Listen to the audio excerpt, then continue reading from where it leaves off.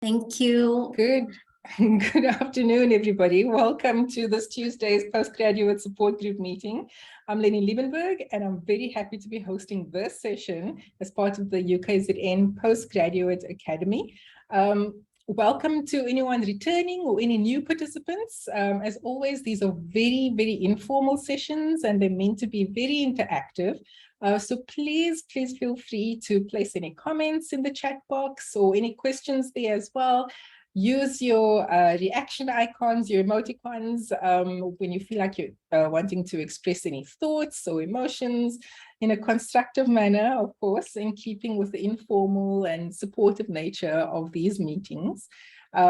Last week, we discussed the supervisor-student relationship, and today we'll continue in this series that's dedicated to navigating the professional supervision relationship. With presentations today from two esteemed industrial psychologists who will discuss with us how best to manage criticism and negative feedback. So today, representing the wonderfully informative and supportive CHS Student Support Services team, we have Nandi and Nandisile, you will be introducing yourself a little bit more. I'm so sorry if I'm butchering this. And returning for another session today is also industrial psychologist. Also, please introduce yourself to forgive, to save me from further embarrassment here, Karuna Mahadev. I'll leave you to introduce yourself and to lead the discussion during today's session. So welcome, Nandi, welcome, Karuna, and thank you so much for taking the time to meet with us today. The floor is yours. Thank you, Lenine. And hi, everyone else who's joined in. So as Lenine said, my name is Nandi Changase, and I am a counseling psychologist by profession and a student counselor here at the Student Support Service. I'm coordinating the LMMS group, both here at Westville campus as well as at the medical school. So as Lenina said, that we'll be discussing conflict management when it comes to the supervisor-supervisee relationship. We'll be just elaborating more on how does one manage conflict when it comes to negative feedback or criticism, or any other, dynamic that may play out in the supervision relationship that is related to such. So for this part of the session, I will talk you through the intrapersonal relationship that you as a student would need to focus on developing more, as it will have an impact on how you are able to relate to yourself and others. But in this instance, I'm meaning the supervision relationship, how you'll be able to relate with your supervisor as well as with you as a supervisee. So the supervision relationship is quite a journey. It's a very unique journey between every supervisee to their supervisor and vice versa. Just like any other relationship, this relationship holds various dynamics that are a result of intrapersonal relationship each individual would already have within themselves. And if you remember, last week we looked at the characteristics that the relationship needs to have, right? So that that would help each party be able to fulfill their responsibilities and exercise their rights from an ethical and professional point of view. There were so many characteristics that were mentioned, and also you guys as the participant were able to give feedback on that. But for this half of the session, I want to focus on the intrapersonal relationship that you as the student would need to process and develop to ensure emotional resilience and adaptation as you navigate your way around your research journey. So as an exercise, I want you to sit comfortably wherever you are and close your eyes, right? I want you to sit comfortably, close your eyes, and we're doing an envisioning exercise here. I want you to try and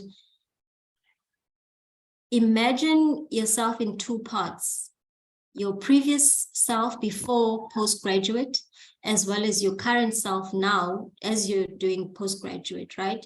I want you to imagine this previous self to be seated somewhere comfortable, whether it's on your bed, on your comfortable chair, anywhere where you're comfortable, and you try to imagine yourself as you were in the process of attempting to apply for your postgraduate level. So this this current self, imagine it as if it's walking through the door towards your previous self, and you are approaching yourself to give yourself an advice. And this advice entails whatever that you would like to share with this previous self on what is it that you wish that they could have in order to prepare for this journey of postgraduate emotionally.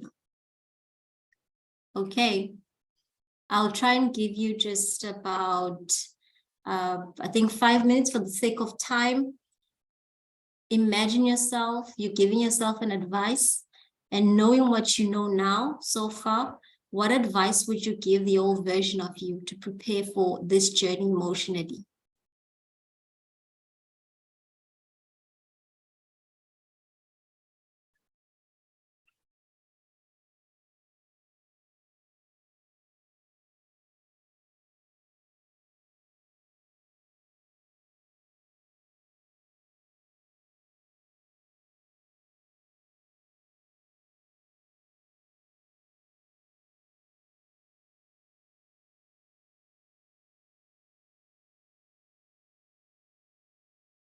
Okay. I think for the sake of time, I'd like to get feedback from you. Is there any advice that you'd like to, that you think your previous self could benefit from, knowing what you know now? Is there any advice?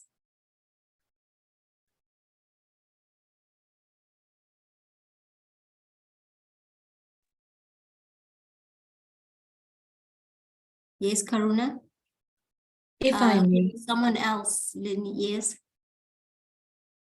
Thank you. I think the advice my self is giving self is stop procrastinating. That's a big thing for me. So thank you for the exercise. It's my pleasure. Thank you also for this exercise. I'm actually really enjoying it. Older me is telling younger me to focus on what you are learning. Sometimes things get tough with a supervisor or a colleague, and it's useful to find the benefits within a situation. How are you growing from this? That's good. Thank you. I see we also have another person who's have their hands raised up. Yes, would you like to say something? Thank you very much. For me, I think is to be more patient with the way I deal with issues, and to be cognizant of the fact that everyone, be it your supervisor, has one or two emotional issues they are dealing with. That is what I've learned from it. Beautiful. Thank you very much for your feedback. I did also inquire from a few of my colleagues who've done postgraduate. One said that tell themselves that to keep going, even if they experience challenges. And the other one said it's to stop obsessing about the future.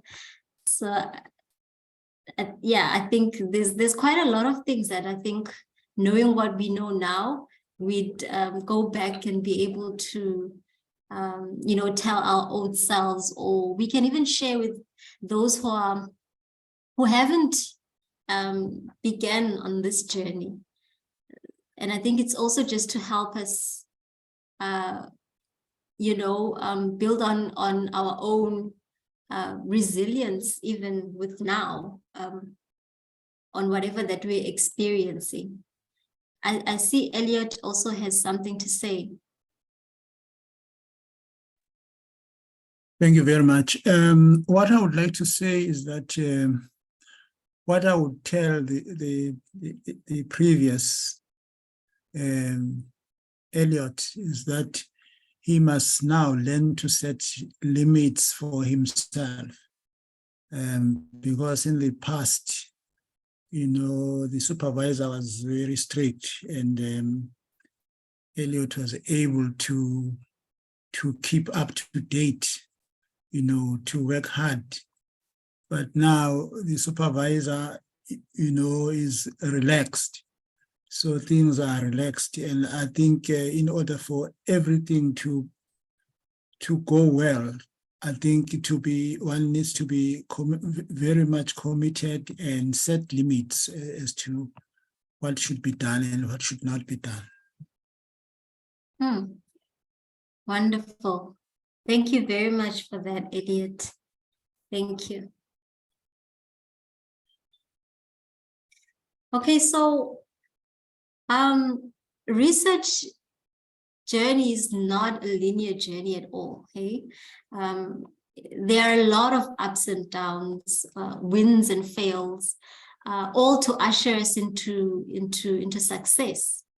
As I've mentioned, the supervision relationship consists of many dynamics that serve to constantly challenge you, to tap into your way of being professionally and even personally too.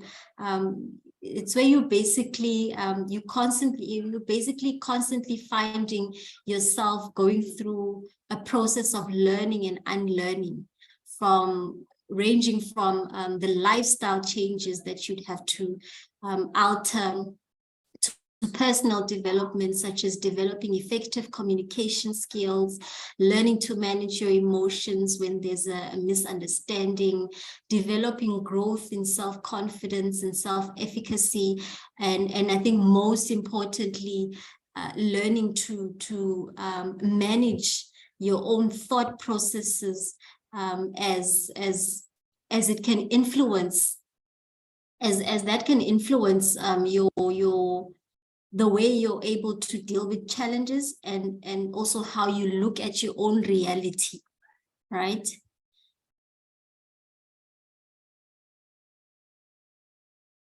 Okay, sorry.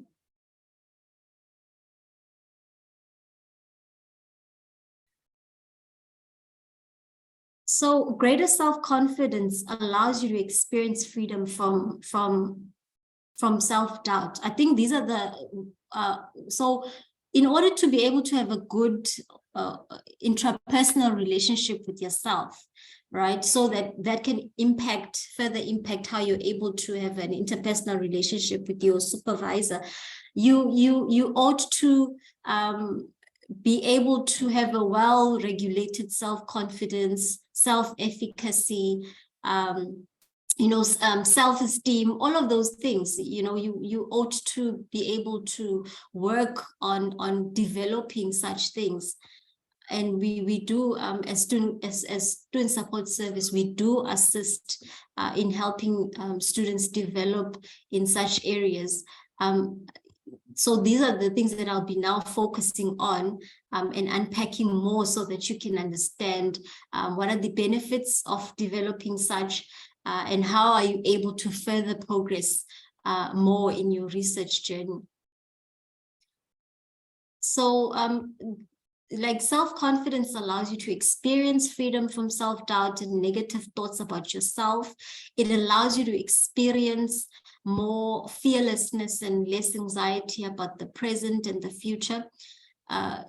Self-confidence, I think it's it's similar to self-efficacy in that it tends to focus on the individual's future performance. However, it seems to be based on your previous experience. What have you been able to do well before? And how is that informing your belief in your performance moving forward? So there are benefits to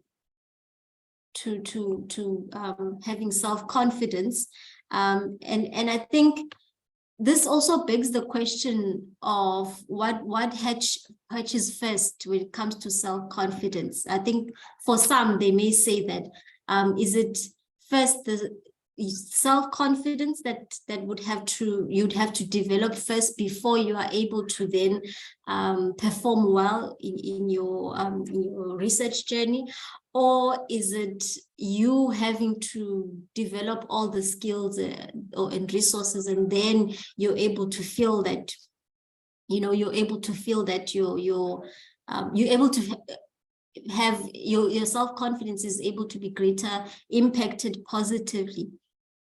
I think, or maybe it depends on the individual, or is there one formula? I think there's that's something that you can think of when it comes to self-confidence. But there are benefits to it. It helps one have an openness to trying out new things. For example, you could be busy writing your dissertation whilst you're going around presenting in research conferences, or writing you're writing research articles. It also increases your level of resilience and grit, and helps with improving in your interpersonal relationships, because you're able to be assertive, you're able to say what you mean and mean what you say. You're able to mention if there's something that you're not happy with, and try and move forward whilst you're able to improve your own life as a research student. And you're also able to make good decisions for yourself as an academic student, and also for your own health. Now, many psychologists tend to refer to self-efficacy when considering an individual's belief about their abilities concerning a specific task or set of tasks, while self-confidence is more often referred to as a broader and more stable trait concerning an individual's perceptions of overall capability. So to build self-efficacy as a student, you would have to take time to build on your skills and resources, because the more you know and have, then I think the better you feel prepared, right? The Albert Bandura, one of the theorists around observation, personality being developed around observation, right?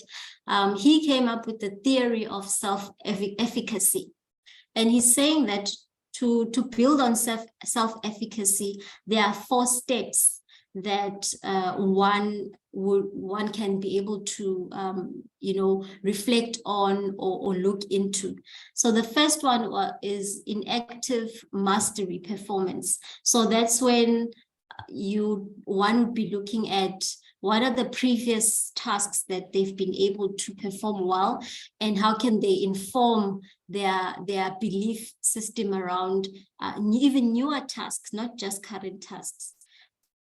And then the second one is vicarious experience. This is when one is able to believe in their experiences by observing other people who are in the same, in similar group as they, maybe it's an age group or same career, or just in a similar group of value. Then you're able to have that form of motivation and confidence that you too can be able to do something.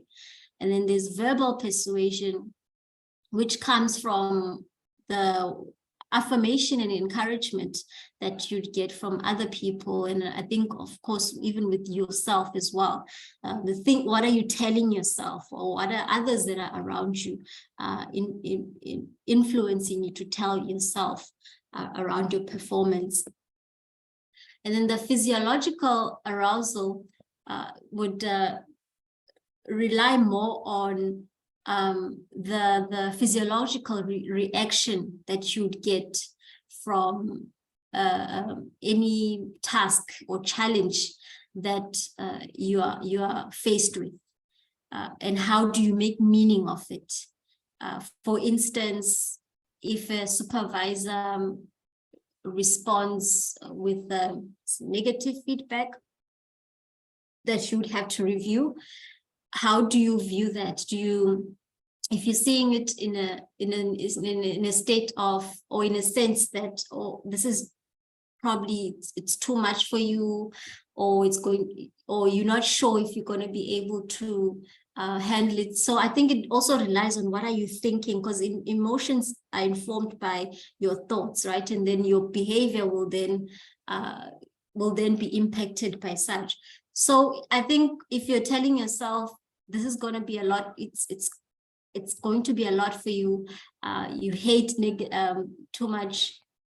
You hate writing corrections and whatnot.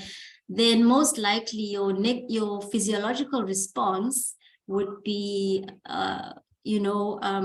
just feeling negative about it, resenting your work, maybe to a point where you might even procrastinate a bit before you get to it.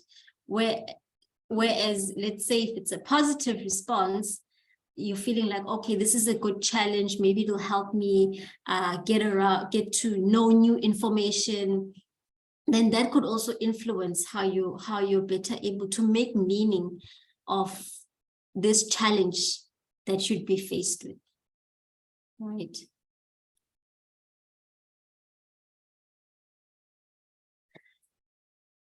But what happens in the process or phase, should you experience conflict, miscommunication, or negative feedback, or even too much criticism over your work?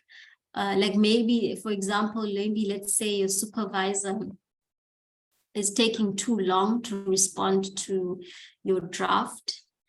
I think we had a similar example here in one of the people who were giving me feedback on one of the exercises that we did.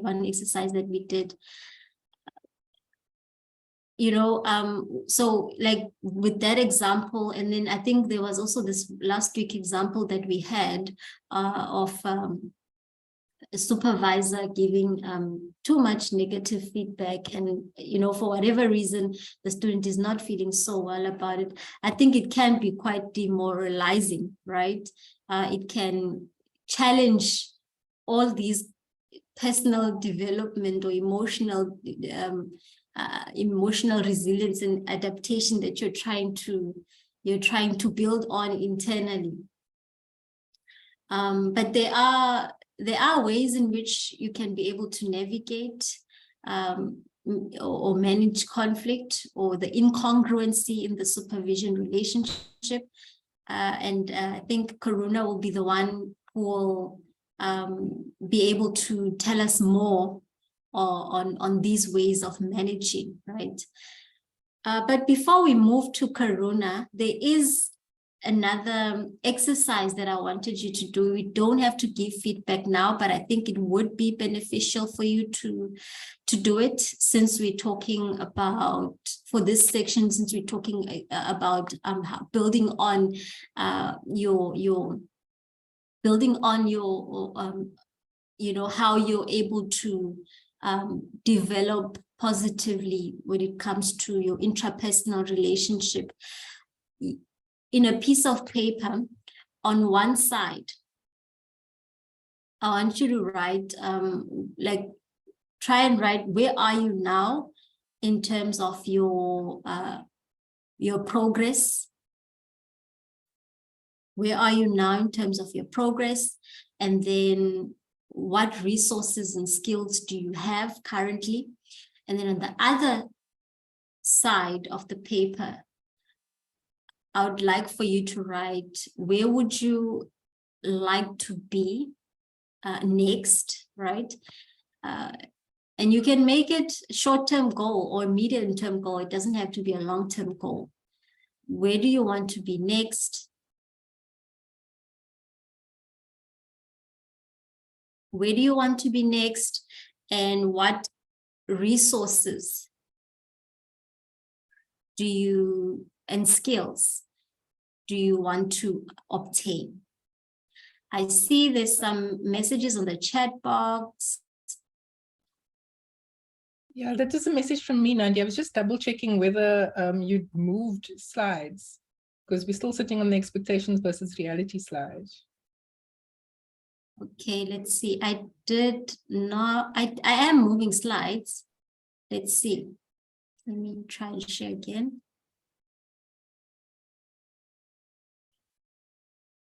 Can you see now? Yeah, yes, it's on presenter view. Okay. So where were you? You were looking at. So it's on presenter view, which means we are able to see your notes as well. Okay. And we were on the expectations versus reality slide. The content was so engrossing. I was listening to it. Whereas now when you were speaking about the exercise, I was just curious about whether there were some visuals to support it. Oh, wonderful. Okay. Can you see now? Yes, this is the conflict incompatibility criticism over your work slide. Did you see this slide? Okay, how This about is now? the last slide that we saw, the expectations and reality. This slide, expectation versus reality. And now? Now it's still on expectations, reality. Are you able to see my notes too? No. No, we're not. Yeah, okay. So But I wonder are which you slide moving on to a different slide? Yes, I there we was go. moving from one slide This is to on another. self-confidence. Yes. Is there anything that you'd like for me to repeat on any of the things that I've discussed? For me, it was all clear. I'm not Okay. sure about anyone else in the group. But I was curious about whether there was any supporting visuals for the exercise that you mentioned us to do. Okay. This is the slide. Thanks. And you're welcome to give feedback, even if it's towards the end of the session, if we still have time. Okay, I think I'll just hand over to Karuna now. Is that fine, Karuna? Thank you, Nandi.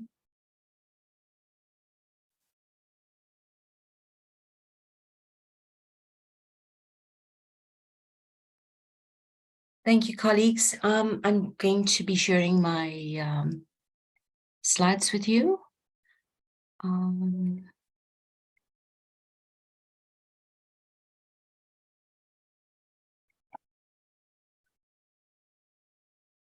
So, colleagues, we've heard Nandi speak on the subject of self-efficacy.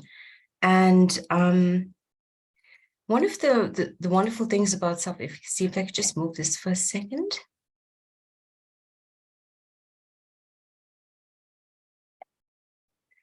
Is that if I could open up the floor, if you could unmute yourself, I'd really appreciate it. And just to facilitate discussion, how many of the members currently in this group are currently in a working environment where you report to work, you have key performance areas, and you've got targets to to meet? Who's actively involved in a working environment at the moment?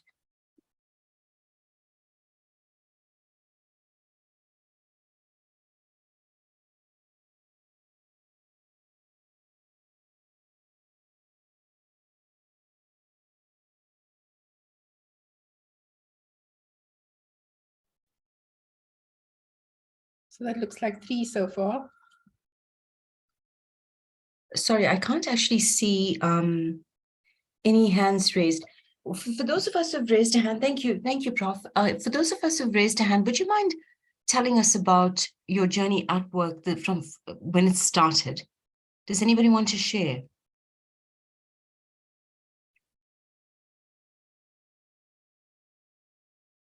I could mention the names of the people who raised their hands, excluding me, Adekunle, and Fiona, if you'd like to share.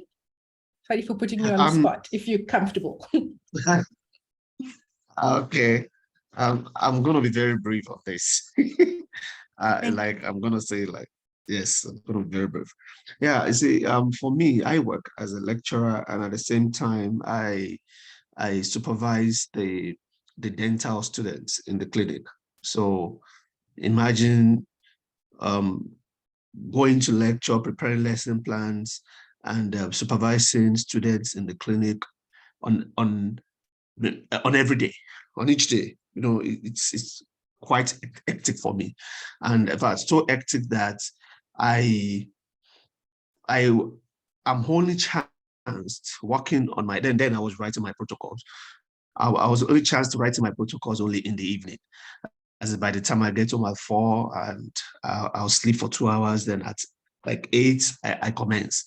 But one thing that I actually tried to do very well was that I never allowed that period to conflict with my work, because in fact, Saturday and Sundays now till it became the real days for work for me, you know.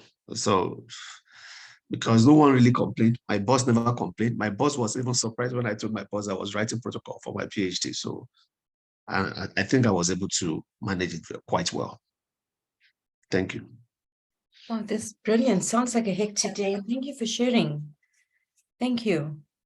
That is a lot to chew. Prof, do you want to share something? No, I feel like I should give other people a turn to talk, if that's okay, Karuna. Not a problem. I still cannot see names or a hand being risen, and I'm not sure why. Is there anybody else who'd like to contribute to that?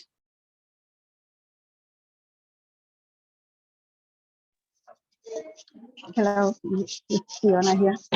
Hi, Fiona. Yes, yes, even with me, I'm working at the Department of Health at the hospital and I see patients. So during the week it's very hectic. So what I do is I make sure in the evening it's just me and my program and see how far I can go. And weekends are no-go area.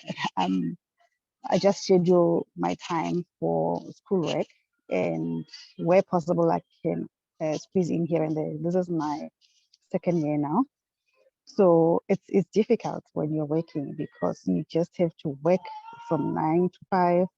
Then in the evening, you have to just squeeze something, at least an hour or 2 to do something. Otherwise, you'll be left behind.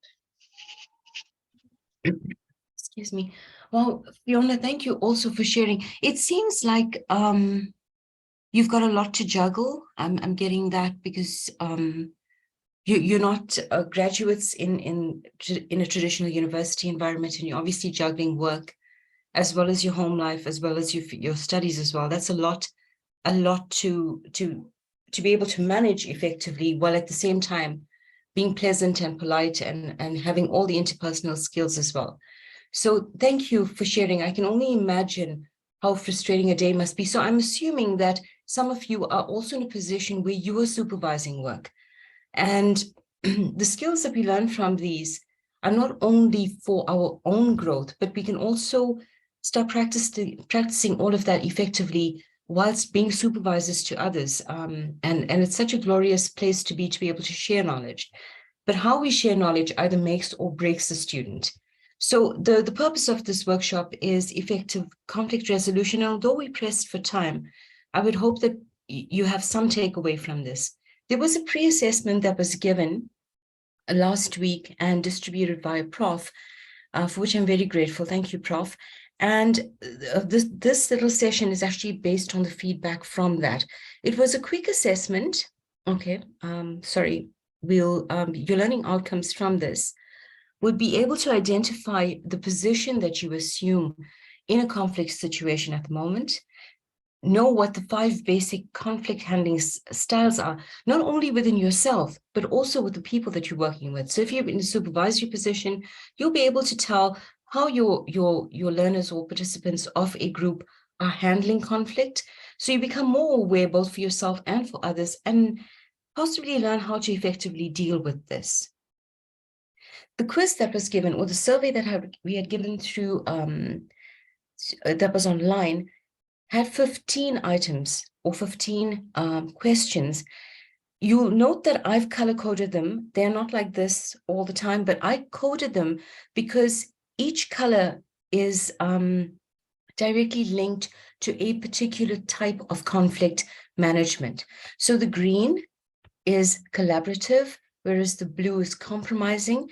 And so if you've taken the quiz and when I checked last night, there were participants who took it. Of course, not the full number that are in the college, but it was enough to inform this presentation. So there are various conflict handling styles, and we're going to go into what the results look like. So just a quick summary. You'll note that there's a slight elevation, or rather, yeah, it is a slight elevation in the accommodating styles, as well as avoiding and compromising, which is a worrying matter, given that we're striving for flourishing at work and developing self-efficacy. When it's represented in percentiles, we see that 23% of our population is actually accommodating, 21% is collaborative, and 20% is avoiding. And it's this 20% that's avoiding and accommodating that is a curious concern to me.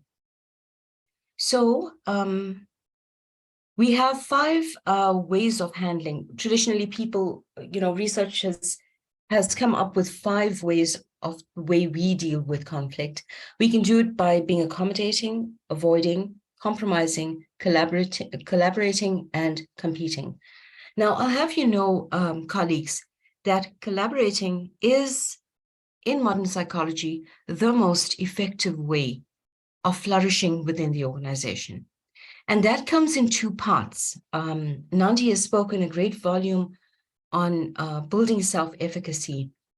And one of the ways in which we become more efficient as beings is if we collaborate, if management, if the institute that we work for is collaborative with us and in hearing our thoughts and feeding into them. When we are accommodating, yes, we'll be fine. There's no problem with being accommodating. When we compromise, we'll also be fine. But somewhere along the line, these ways, competing, accommodating, avoiding, and compromising, tend to eat away at your self-esteem. It may not show immediately. It may take 5 years, but eventually it starts to corrode at your being and you become less productive. And it's not intentional. It's something that just happens when you're not being appreciated in an organization. So what happens when we're accommodating is that we attempt to satisfy someone else. Just by virtue of a quick story, I joined an organization. It was, I had a little break between jobs, and so I joined an organization. In truth, I needed the job more than the job needed me. And in order to be the best that I could be, improving myself in that job, I became very accommodating. So something that was not a part of my portfolio is something that happened quite by accident. I was asked to buy someone flowers when they weren't well. So I ran myself off to the florist. I bought the flowers and I dropped it off at the hospital. And because I used my own card, my line manager noted, hey, you know what? Karuna is very obliging. And for the next 10 years thereafter, and COVID being the hardest, mind you, I was buying flowers and giving them for babies that were born, for passings on, and I was paying for it with my own card and claiming it back from the institute a little later. But after 10 years, I said, hang on, perhaps you should give it to somebody who has this feature in their portfolio. There are people who are employed to do this, but it took me 10 years to do that. So that is what accommodating behavior does. And it's very, very invalidating to be taken advantage of. So I implore you to note how you've been accommodating and how it's actually corroding at you. So yes, we may be cooperative, but we're not assertive in guarding ourselves. I wasn't guarding my pocket here. My credit card was being swiped every time I needed to buy those flowers, and I had to wait 6 weeks to be reimbursed. And it left me feeling powerless. I felt as if I say something, you know, they're going to think I'm no good, I'm not a nice person anymore, etc., etc. So monitor your feelings. And if you think that you are accommodating, we need to start developing that assertive side of self. This, yes, can be appreciated depending on the environment that you're in. If somebody is not well and they're grumpy and they fussing with you, we can be accommodating, but it's not applicable to every single situation. When we are avoiding, we ignore the situation, we become unassertive and uncooperative, and it leads to anger and frustration, which has a direct impact on performance. Because we become a bit blasé, whether we do something to the best of our ability or whether we don't is of no consequence anymore. That's what happens when we avoid. Usually human beings avoid something because they don't want to lose their cool. So again, monitor your own feeling. And if you run the risk of avoiding a situation, challenge yourself and say, what will it take for me to fix this? How can I become more assertive without losing my cool and make a statement at the same time?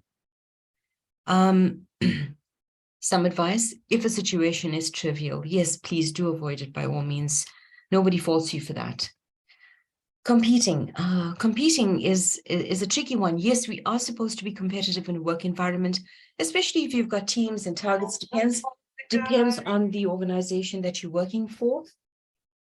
But at the same time, you don't need to. I apologize for that.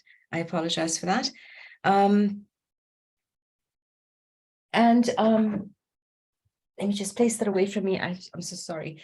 Yes, when we're competing, it needs to be healthy competition. At the same time, you know, promotions and things depends on the institute that you're at, depend on you being competitive.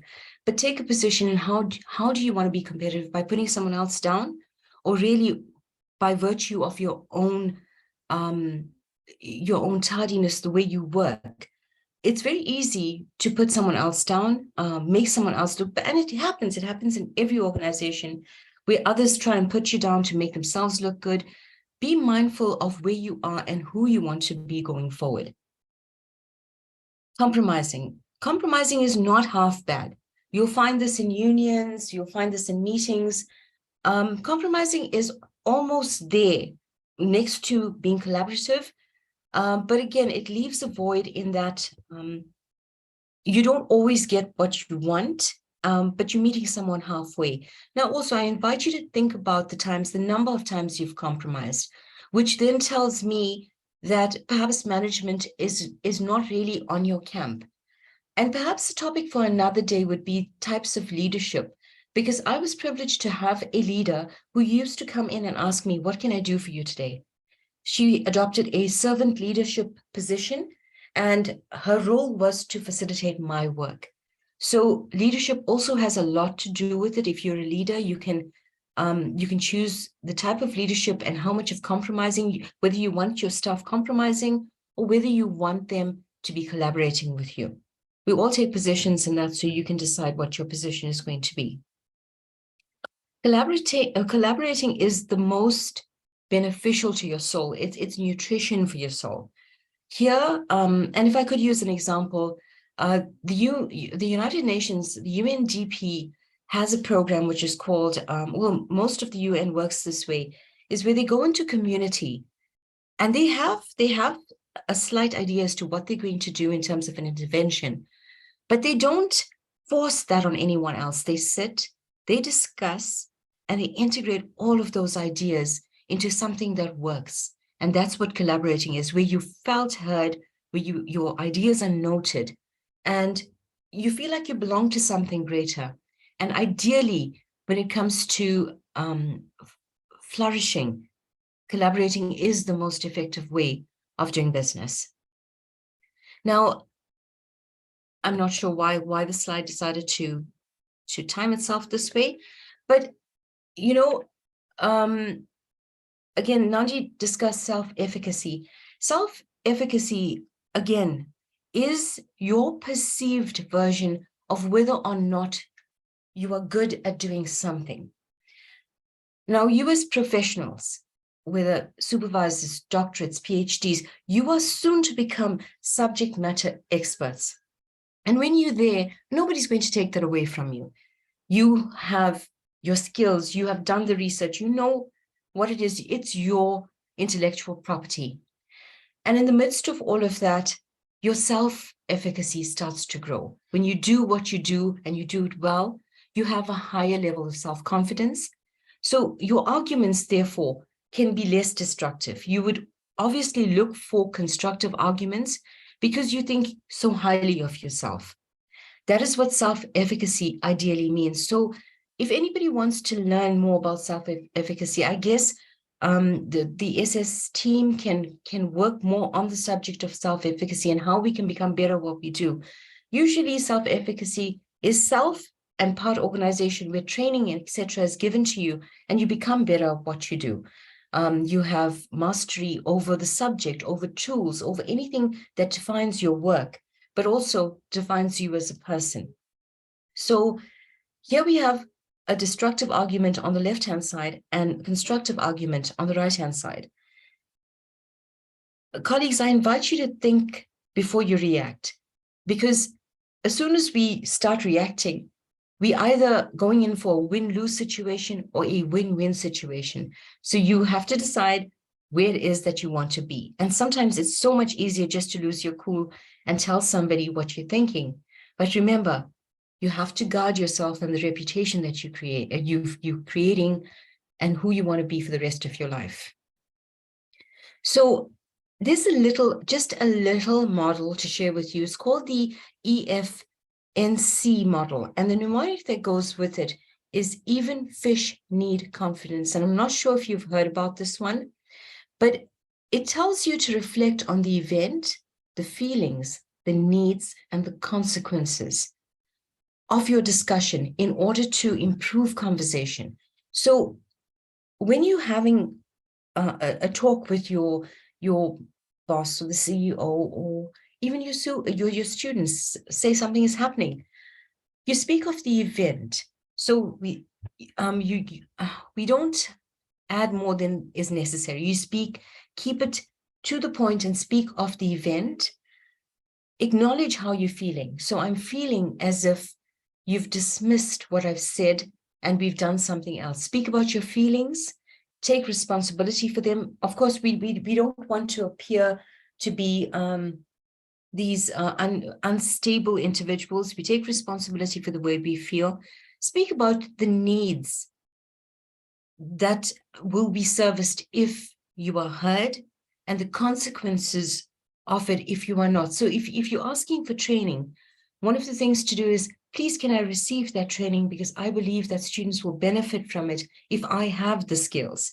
And excuse me, it will therefore allow me to perform my work a lot better. So there's a nice way of saying these things if we use these little tips, which is the event, the feelings, the needs, and the consequences. And having said that, if we can have a volunteer to go through that with us by giving us a real life example. Any takers? So the task is, your supervisor disagrees with you on an idea in a meeting. How can you use the EFCN model to negotiate a better position going forward? By providing an explanation, talking about your feelings, your needs, and consequences. I can hear you thinking. So when you're ready, any volunteers are most welcome.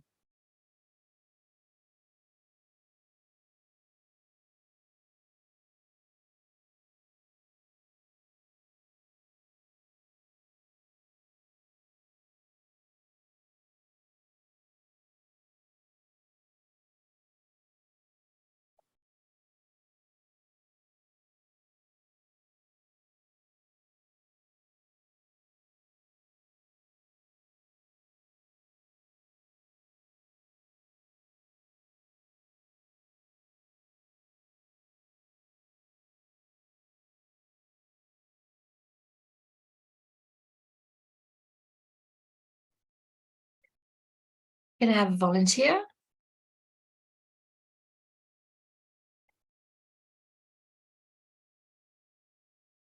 I call a name. I have your names. Elliot?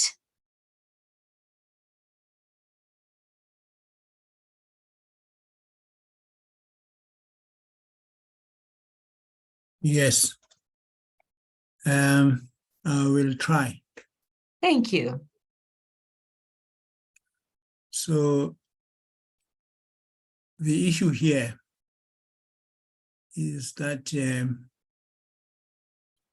my supervisor does not think that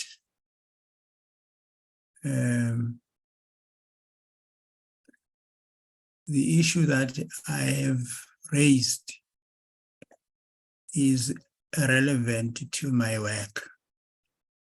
Uh-huh. Yet I feel it very relevant. Okay.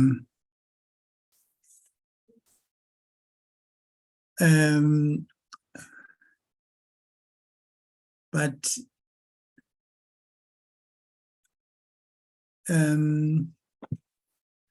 or I can change this situation. Now I submitted my work, and now I go for an appointment to discuss my work with my supervisor. And when I arrive, my supervisor does not show, first of all, he seems not to have received my work. And even if he has received it, he's not concentrating on my appointment. And he is telling me about the fact that he is now moving to another university. And I've come here for supervision. And I feel a little bit hurt that, my supervisor seems not to be taking my work seriously, because I'm so concerned. And the reason why I have this one-on-one appointment is the fact that for quite a number of time, he did not look, he appeared to have been very, very busy and never responded on emails. That's why I was now trying to use the strategy of having a face-to-face. But although it went well when this started, but this time, when he seems not to be concentrating, and then I was hurt. But I did not tell him that I was hurt, because I thought it was not gonna be respectful for me on my side. And what I needed is that he look at my work and give me corrections and make and criticize my work so that I can see where I need to improve. So yeah, but the consequence is that things did not go well. Things did not go well. Okay, So I think, yes. sorry, my apologies. Thank you for sharing that, because that's a real situation for you, right? Yes. Okay, Elliot, if you were to send another communication to the supervisor, stating clearly that now, as you've just described, the way you feel, obviously there's a desperate need for you to have the script reviewed, and it needs to be critiqued. And the consequences for you is that it throws a spanner in the works in terms of your research and the time frame in which you qualify, right? Yes. And I'm sure that the supervisor is aware of that. What is the way forward, if you don't mind my asking? Should this not go well for you? Well, in fact, he was doing well, except for on this particular day. And this day he was leaving, excited about his departure, never concentrated on my, on my appointment. And I have traveled a long way to come and meet with him for this appointment. And then, she asked her secretary whether I know that she's leaving. Hey, it was a disaster. So sorry. And I did write an email to express my feelings, that I was not happy at all. Well, that is what I did.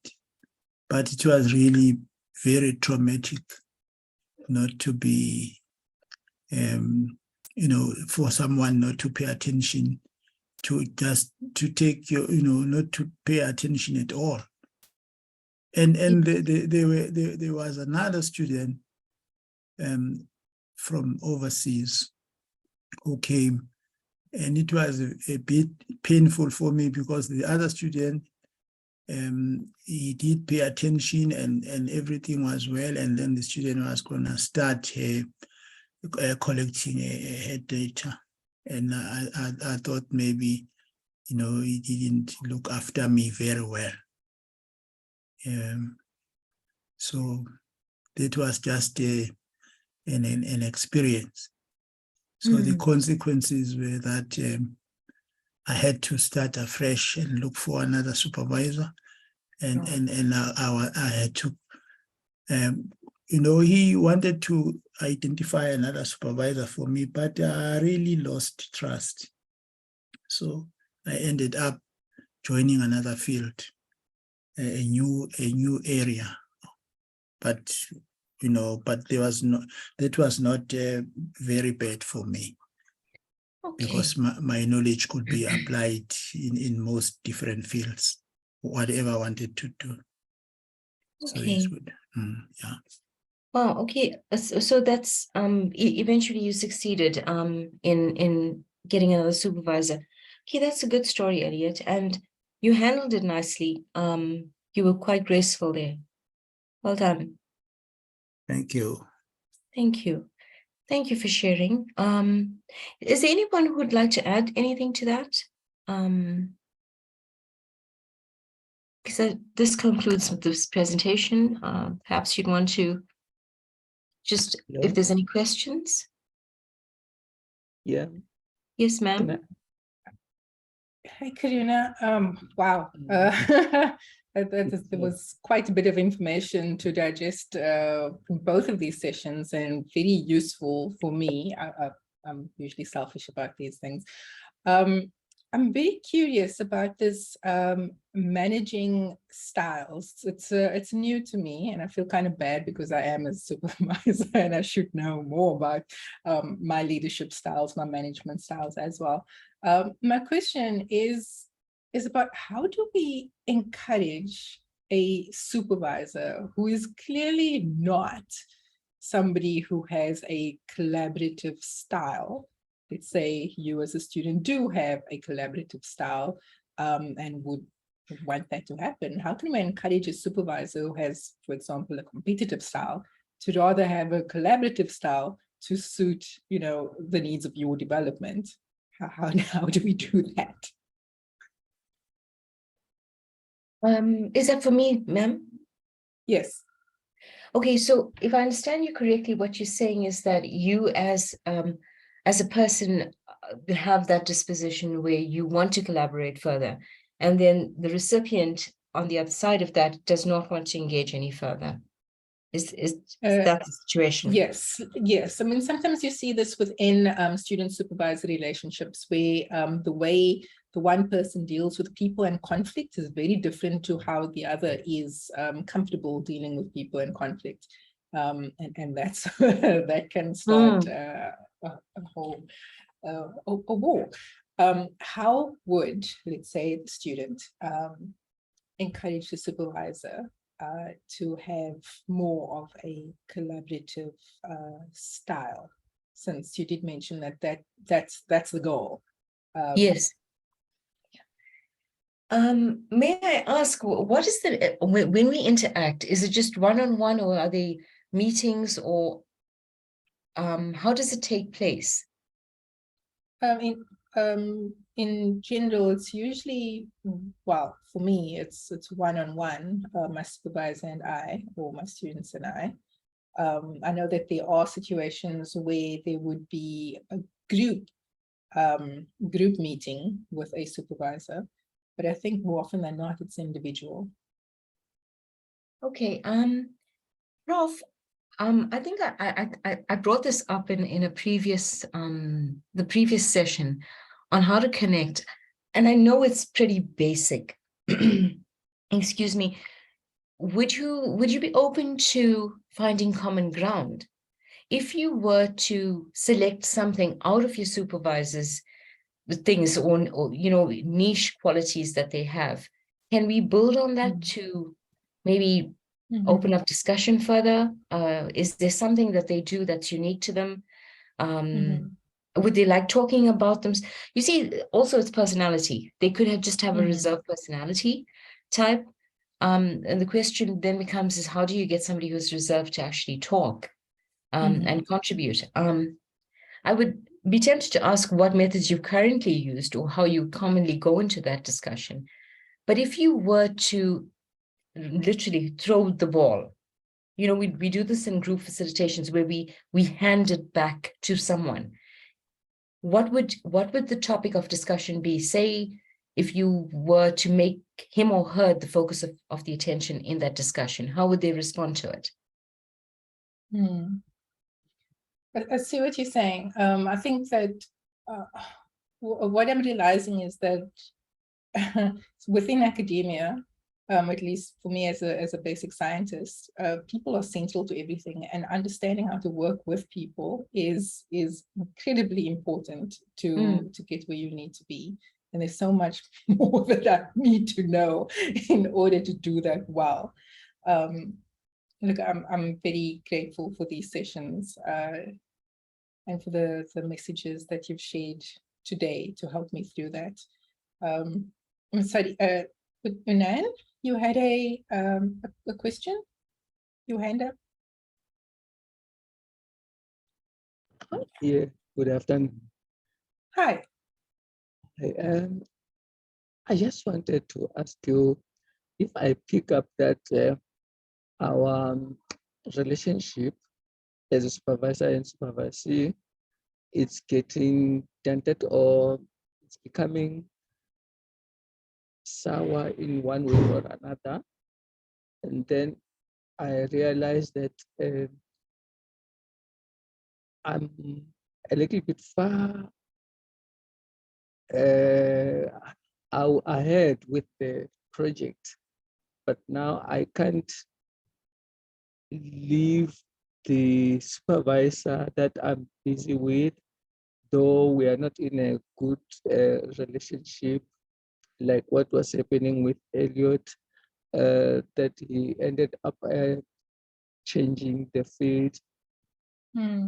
If I realize that I can't change the field, maybe I need an intervention from some other people who can, I don't know, maybe who can mediate so that our working relationship should be restored again. Will that be fine if I get a mediation, or? Yes, absolutely. So if you look at your MOU, I think we mentioned it last week. So within the memorandum of understanding between you and your supervisor, if there is a conflict situation, what it says at the bottom there before signing is that you two would need to try and work it out together yourselves, and if you feel that approach is not working, that's when you go to the academic leader, or there was someone else, the dean of the school, I think, and if at that point a resolution cannot be had, that's when an impartial person would then be appointed as an arbitrator between the two of you, your supervisor and you, and then their decision as an arbitrator would be final. So I guess today's discussion was about trying to manage the conflict before it gets to such an extreme state. And Karuna and Nandi's points about managing the conflict, learning management styles, learning about self-efficacy, emotional intelligence, communicating with somebody, helps in this negotiation process that's so important to disarming a conflict situation.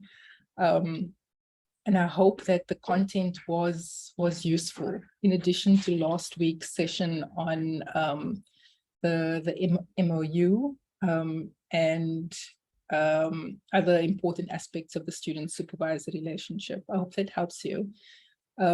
The session will be continued over the next couple of weeks, and we'll be delving more into additional aspects of navigating the professional supervision relationship. So these include topics like a more in-depth, a deep dive into emotional intelligence, effective communication, imposter syndrome, how to manage bullying, working with time management. That tends to be quite a big issue when it comes to the professional student-supervised relationship. So I hope that the notes from last week and this week as well would be very useful for you, for all of us, as we try and deal with this very important relationship, so central to our career progression. I know we're very way over time. Does anybody have any last questions or comments for the presenters and the leaders of the discussion today? Thank you very much for your input. Thanks, Sinead. Elliot? Yes, I think this was a very impressive presentation, and I was also very impressed by the concept of self-confidence and self-efficacy, especially self-confidence. You know, when I was studying before doing my degree, I was doing a certain diploma, and, you know, I was a little bit feeling inferior and, you know, not having self-confidence until our lecturer told us that, he started talking about socialization, that when a child is, during socialization, is being praised, it's getting love, that all those positive things, the child becomes confident at a later stage. And I had to do self-introspection. I said, the way I was brought up, it was positive. So I just started to change. I said, as from today, when a lecturer is asking a question, I will make a try. And then the moment I tried, the lecturer would say, excellent, Elliot. Oh, I got more confidence. And by the end, towards the end of the year, people were coming to me. I was seen as the one who is mastering this kind of subject. We're doing sociology, and sociology is a subject that is not taught at school with new concepts. So I was working very hard to know these concepts, and I just developed confidence. And then I think even socialization, it's important to encourage our kids, to encourage, to be positive, not to criticize them, because I think it affects their confidence. So I think self-confidence is very important. Right now, I'm doing very well because of self-confidence, being assertive and having learned a lot of skills. It's working very well for me. Yeah. Well done, Elliot. Thank you so much for sharing your story today. And I agree, confidence is so very important. I think we need a full couple of sessions on how to improve our self-confidence. This was just a taster. And thank you so much, Nandi, for that. Yeah, definitely need to get deeper into that. Well, thank you so much, everybody, for participating today. The content and the interaction was just fantastic. And we look forward to seeing you next week, Tuesday, for a session with Lewin Moodley. Lewin Moodley is back for a session on emotional intelligence. We'll see you then on the 16th of May, 2023. Take care, everyone. Goodbye.